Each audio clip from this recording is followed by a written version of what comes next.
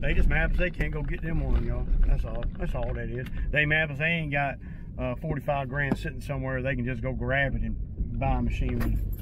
See, that's what they're mad about.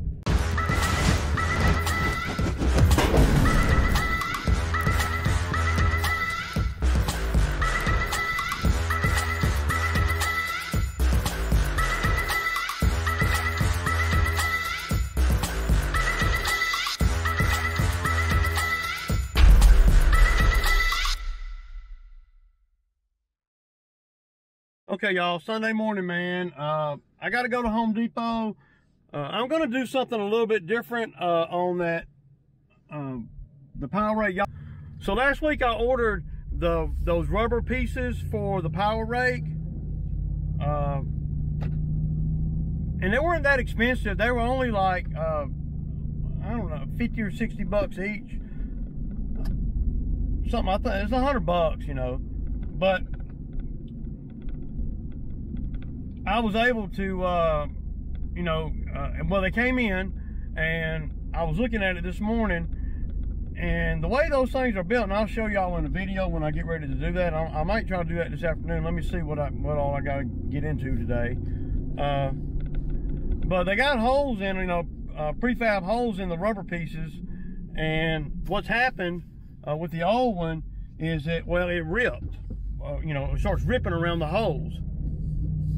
So what I'm going to do is I'm going to mount it just like it always has been, but before I put the bolts in, I'm going to put a piece of steel across there to act as a great big 70-inch long by 1-inch wide washer, if you will. And then that'll hold it more consistent everywhere. It'll hold it where it's really strong at. See, the screws or bolts only hold the rubber piece where it's at its weakest, which is where the holes are. You know, the piece is only that wide, about 4 inches wide, and there's a hole in it, you know, where the bolt goes through, and the hole's pretty big as my thumb. So that's where it always tends to rip. So if I can, you know, get a piece of steel up against there and then run the bolts down tight on the piece of steel, then it'll consistently hold the whole thing across there. It'll be a consistent thing instead of just holding where the screws are. That's my thinking. So it's gonna take a little bit of doing. I'm gonna have to drill a bunch of holes in the steel. I gotta buy the steel. I could probably use some stuff around the house, but I just need a piece of inch and a quarter by, I need two pieces, 70 inches long, 1 1/4 inches wide. Yeah. I'm not sure what kind of week we're going to have this week. I got a lot of things up in the air. If you're me, right now, at this point in the year, I have to make sure I keep my eye on the ball. A couple of things that are going on, and y'all know about, that are really like right in my face. So, the new skid steer, right? And selling my skid steer. That's the priority for the whole week. If I don't get anything else done this whole week, then I'm still good, because I mean, the skid steer, I need to sell mine. And by the way, I'm gonna put it out there, and it doesn't matter really. So if any of you subscribers are interested in the skid steer, y'all bring me 15K and y'all can take it with you. And I guarantee you can make 15K with it. Pretty easy. So it's definitely worth that. Even if you have to, say you spend 15K on it, and you have to dump a little bit of money in it. You know, if you have to dump $2 grand in it at some point, now I think that you can make the majority of your 15K back before you ever have to do anything to it. You know, and I venture to say, as long as I got it, well, once I put it on Marketplace or wherever, Equipment Trader or whatever, then I'm going to ask 20 grand for it, and then then we'll see see if I get any bites. But to any of you guys that watch the channel, if any of you guys want it, I know Matt MG was joking around saying 10,000. Well, I can't let it go for 10 grand. There's another guy that was saying 10 grand. I can't let it go for that, but I'll do 15. Bring me cash, and I don't have to deliver it or nothing. And I'll even throw in that a bucket that I got too. So you go from, you know, you're getting a skid steer for the price of a lawnmower. And y'all know the history of the machine. I haven't really had any issues with it in the last 2 years. But it's got 4,000 hours on it. It is an older machine. But boy, y'all see the money that thing can make, man.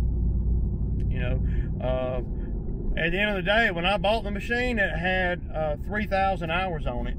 And right now it has 4,100 hours on it. So, yeah, that. So at the end of the day, you know, I only put 1,000 hours on it, and y'all see the money that I made with the damn machine. So if somebody could get it, because if you look online at these machines, you're not going to find one anywhere close to that number. Not especially not one that you guys know, right? Y'all seen the machine, and y'all seen it work, and y'all seen, and I mean, I'm transparent about the things that are going on with it. So, and if I take it to the dealer and get everything fixed on it, every little thing, it's all, and the thing about it is always going to be some little nagging thing on these machines that doesn't stop it from running and doesn't stop it from earning, but just kind of a headache type stuff, you know, a leaky hose or leaky fitting, or, you know, shit like that, man.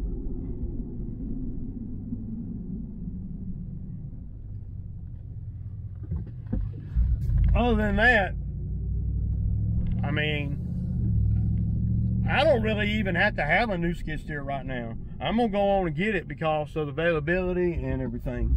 So I had one guy come in the comments and was telling me, you never tell them how much you're gonna put down. You never tell, you should, you're gonna be a victim to their prey. Well, it might be like that in other businesses and other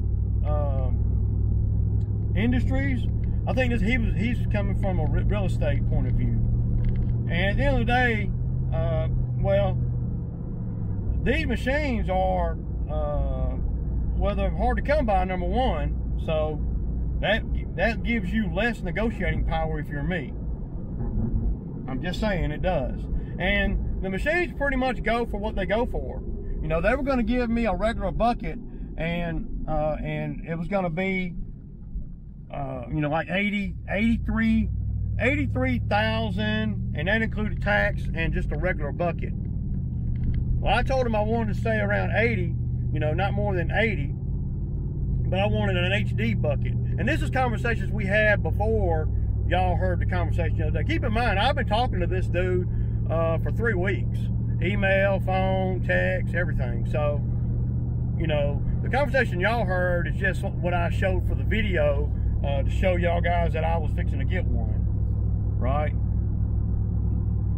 But do come in the comments talking, you know, like, well, if I went in there, I'd be able to get a better deal. I don't know what kind of deal you'd be able to get, dude, because they're gonna look at you like, well, okay, you don't want to pay, you know, $75,000, $80,000. We got 10 people in line here that will, and that's what you gotta look at you have to look at the availability. It ain't like, you know, I mean, I don't know where some of these people come from, and, you know, I'm trying to understand where he's coming from, and I'm trying not to, you know, get irritated about it, but it's like, I don't know, man. People just come in the comments sometimes and, you know, borderline haters, and they want to tell you how they could have done it much better. And, okay, so, okay, I don't know what to say to that, man. Okay, I don't think you could have got a much better deal. Unless you're paying cash. And if you're paying cash and you got all the money, cash money, and you might be able to get a better deal. But I don't know. Y'all can go on the website and y'all can look and see. I mean, you kind of lose your negotiating power by the mere fact that the machines are not readily available. So maybe at some point they'll be plentiful and you might be able to have room to negotiate. But there ain't a lot of room to negotiate now on the price. I did get them to stay at 80,000, give me an HD bucket. So I don't know. I mean, I saved a couple $1,000, but that, you know, I mean, at the end of the day, I don't know that this guy could have went in there and got any better of a deal unless he's paying cash. So, and I'm paying, you know, $45,000 down. So, not all cash, but that's a chunk of it. So, and at the end of the day, it's worth $80,000. The Takeuchi TL8 that I got a quote on 2 years ago was, I want to say it was like $69,000 plus tax. That was the quote they gave me, and I got a copy of it somewhere in an email. I think I've showed it to you guys before. So,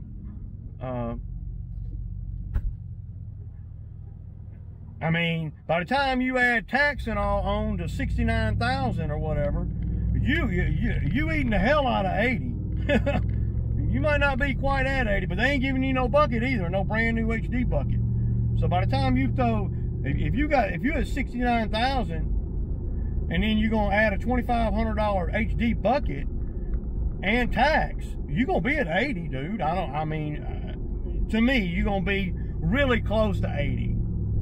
I know there's some nitpickers out there. Oh no, it'll be 78, 99 or whatever. But to me, that's 80, where I come from. So, yeah, y'all.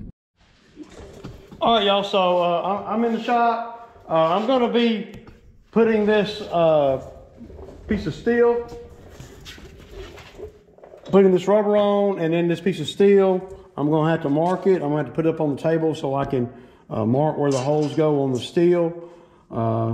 So it's got, I mean, 1, 2, 3, 4, 5, 6, 7, 9 holes. So, you know, see, that's going to hold that right here a lot better. All right, y'all. So y'all kind of see what I got going on here. I'm going to clamp this down onto here and mark the steel. Then I'm going to drill the steel with, well, my drill, right?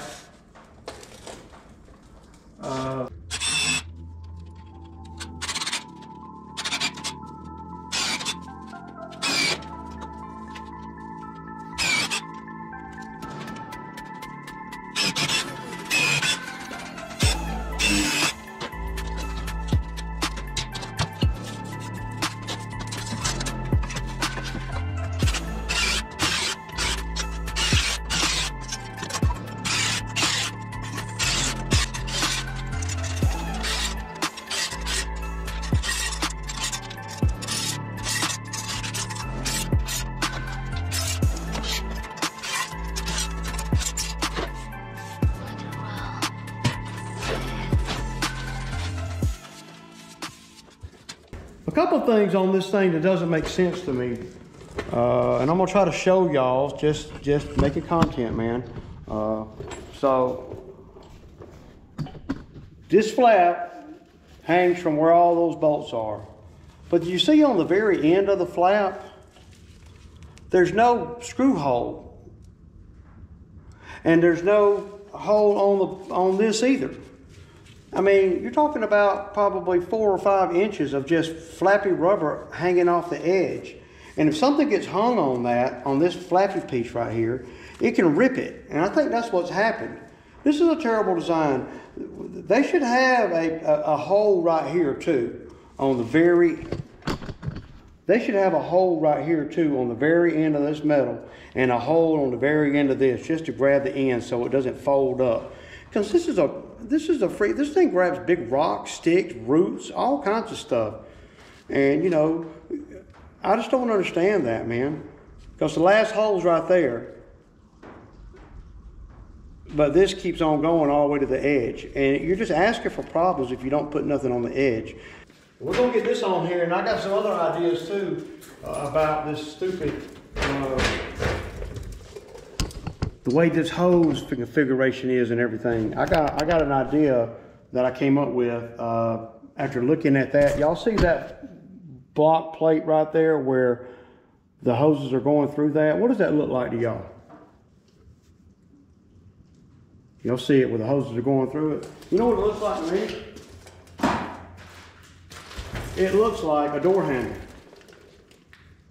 where you pull open a door, right?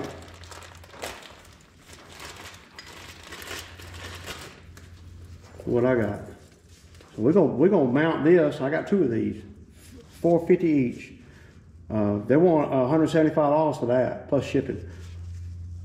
I can mount this anywhere, and I can just tack it down, and the hoses can not be everywhere. I mean, this thing is notorious for the hoses dragging the ground. So just little things that you can do as long as you can cut and weld steel.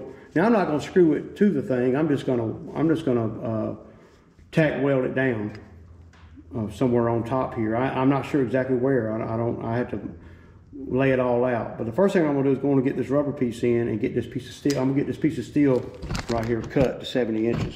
So.